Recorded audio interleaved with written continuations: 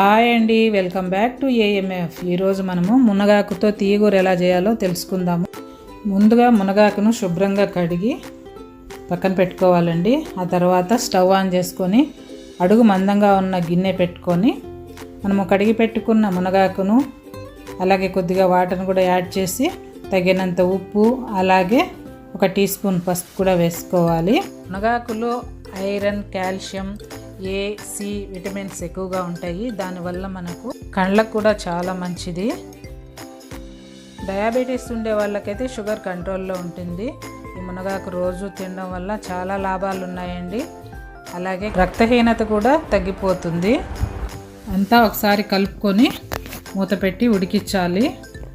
మధ్యలో ఒకసారి చెక్ చేసుకోవాలి ఉడికిందా లేదా అనేసి.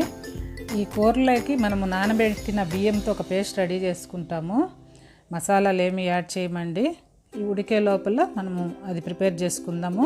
ముందుగా 2 అవర్స్ నానబెట్టుకున్న ఒక 50 గ్రామ్స్ బియ్యాన్ని యాడ్ చేస్తున్నాను. 3 టీ స్పూన్స్ మిర్చి పౌడర్ కూడా యాడ్ చేసుకోవాలి. అలాగే 4-5 వెల్లుల్లి రెబ్బలను కూడా యాడ్ చేసుకొని మెత్తని పేస్ట్ అనేది ప్రిపేర్ చేసుకోవాలి. ఈ కూరలో మనం ఎలాంటి మసాలాలు యాడ్ చేయకపోవడం వల్ల మనం ఎంత కూర తీసుకున్నా కూడా మనకు లైట్గానే అనిపిస్తుంది. అన్నం లేక కానీ, చపాతీ లేక కానీ, పూరీ లేక కానీ దేనికైనా చాలా బాగుంటుందండి. మెత్తటి పేస్ట్ లాగా రెడీ చేసుకోవాలి. మనము ఇప్పుడు మునగాకు ఉడికిందేమో చెక్ చేసుకొని ఉడికిన తర్వాత మాత్రమే ఈ పేస్ట్ని యాడ్ చేయాలండి. ఇంకా కొద్దిగా వాటర్ కూడా యాడ్ చేయాల్సి వస్తుంది. ఎందుకంటే బియ్యం పిండి కదా, గట్టిగా అవుతుంది కర్రీ అనేది. చూస్తున్నారు కదా, ఇలా మనం రెడీ చేసుకున్న పేస్ట్ను వేస్తూ గరిటెతో కలుపుతూనే ఉండాలి, లేదంటే ఉండలు కట్టేస్తుంది. ఇలా అంతా కలుపుకున్న తర్వాత చిక్కగా అనిపిస్తే కొద్దిగా వాటర్ కూడా యాడ్ చేసేసి కలిపి మూత పెట్టేసేయాలి. ఒకసారి అంతా కలుపుకొని సాల్ట్ కూడా ఒకసారి చెక్ చేసుకొని తక్కువైతే కొద్దిగా యాడ్ చేయాలి. ఈ కర్రీ చాలా ఈజీగా ప్రిపేర్ చేసుకోవచ్చండి. మీరు కూడా ఒకసారి ట్రై చేసి ఎలా ఉందో మాకు కమెంట్ రూపంలో తెలియజేయండి. ఇక్కడ నేను కొద్దిగా వాటర్ యాడ్ చేస్తున్నాను, ఎందుకంటే కర్రీ చిక్కగా అయింది, ఇంకా ఉడకాలి కదా. మనము బబుల్స్ వచ్చేదాకా ఉడికించాలండి కర్రీని.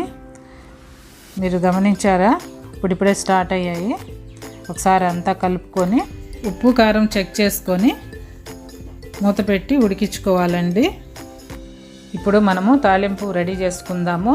ముందుగా స్టవ్ ఆన్ చేసుకొని బాణలు పెట్టి దాంట్లో 2 టేబుల్ స్పూన్ల నూనె యాడ్ చేసుకోవాలి. నూనె వేడయ్యాక 1 టీ స్పూన్ ఆవాలు వేయాలి. అది చిటపటలాడాక 2గా తుంచిన ఎండుమిర్చి, అలాగే 50 గ్రామ్స్ శనగపప్పు, అలాగే 2 పెద్ద ఆనియన్స్ని సన్నగా తరుక్కొని యాడ్ చేశాను.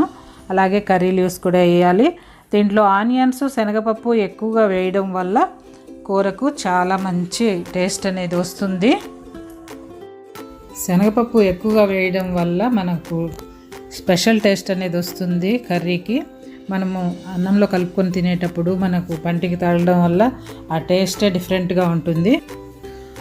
అంతా కలుపుకున్న తర్వాత 2 మినిట్స్ ఉడికించుకోవాలండి. ఆ ఫ్లేవర్ అంతా కర్రీకి పట్టేస్తుంది.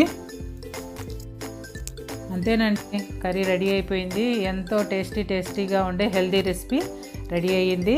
మా చిన్నప్పుడైతే మా అమ్మ చాలా ఎక్కువ సార్లు ఈ కర్రీ చేసేవాళ్ళు. అలాగే ఇప్పటికీ విలేజెస్లో ఇలాంటి చాలా రెసిపీస్ చేస్తూ ఉంటారు. ఇలాంటి హెల్దీ రెసిపీస్తో మేము ముందుకు మళ్ళీ వస్తూ ఉంటాము. ఇదేనండి ఈరోజు వీడియో. మా వీడియో కనుక మీకు నచ్చినట్లయితే లైక్ చేయండి, షేర్ చేయండి, సబ్స్క్రైబ్ చేయండి. Thank you for watching.